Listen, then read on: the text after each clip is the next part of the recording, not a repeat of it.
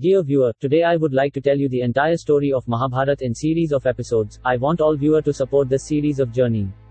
I would like to thank you all for reaching 100 plus subscribers. Okay, let us begin our story with King Shantanu. Shantanu was a Kuru king of Hastinapura in the epic Mahabharata. He was a descendant of the Bharata race, of the Lunar dynasty and great-grandfather of the Pandavas and the Kauravas. He was the youngest son of King Pratipa of Hastinapura and had been born in the latter's old age. One day King Shantanu was hunting at the bank of river Ganga. He saw incredibly beautiful woman. She was goddess Ganga in human form, but Shantanu did not know that. Shantanu at once felt in love with her. He approached her and told her that the future of Hastinapur is in her hand. The king was so enamored by her beauty that he at once asked Ganga to marry him. He put his heart, love, his entire kingdom and wealth at her feet and made this request. Ganga, pleased with the king's love, replied to him, "O king, I shall accept to marry you on one condition. You must never ask me where I am from or the true nature of my origin. You must also never question me on any of my actions, good or bad.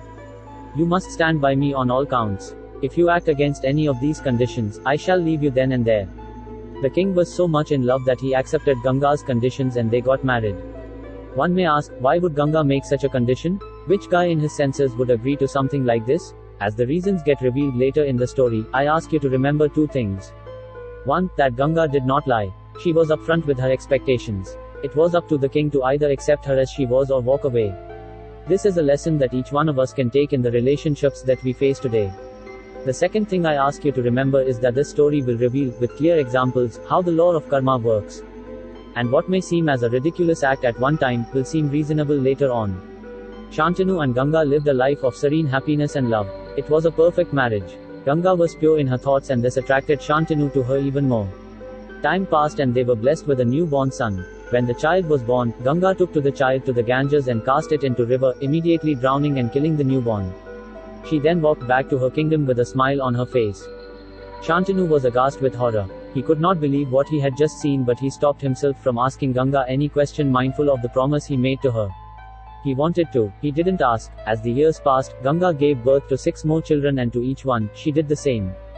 Dropped the child in the river as soon as it was born and killed it. Shantanu, grieved as he was, asked no question and bore the pain with restraint. When the 8th child was born and Ganga walked to the river with the same intention, Shantanu could hold himself no longer. He cried out, "Stop! You heartless woman! Why do you do this wretched act? Why do you what no mother would? You are as insane as you are beautiful." As Shantanu restrained Ganga from doing this horrible act, Ganga replied, "Dear king, you have broken the promise you made to me and the time has come for me to leave you. However, before leaving, I shall answer your question and reveal my origin and the reasons for my actions. I am goddess Ganga and am in this human form as a result of sage Vashishta's curse on the 8 Vasus. In Hinduism, the Vasus are attendant deities of Indra, and later Vishnu. They are 8 elemental gods representing aspects of nature. The name Vasu means dweller or dwelling. They are 8 among the 33 gods. Here are the names of the 8 Vasus and their respective meanings.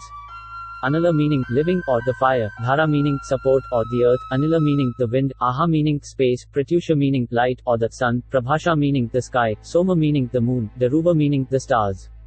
Why Ganga dropped all her children into river? What is the reason behind these acts? Is goddess Ganga really insane throwing all her children into river? What happened to the 8th child? Who is that 8th child plays important role in Mahabharata? If you know answer for all these questions, please comment below. I will answer all these questions in the next series. If you like my videos, please share, like, subscribe and don't forget to click on notification button. Okay viewer, we will continue the story in the next series. Bye, take care.